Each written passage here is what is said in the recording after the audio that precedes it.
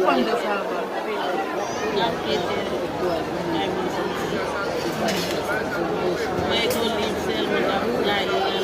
Université à Lyon?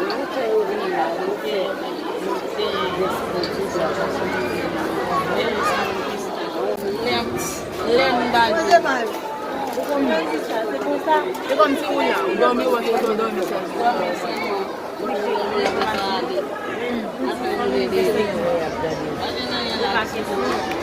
mais ça me va.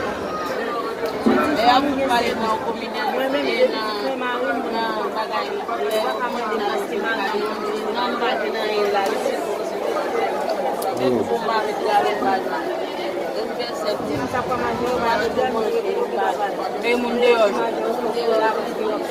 só como ela continua babiando nos motor a bota que dia eu vou me virar lá no fio. É a maneira oui, ele vai lá e vai contar. Mais après il est falot pour chari. Après il est là Taliana. C'est d'ailleurs question d'amant. Oui, la question là.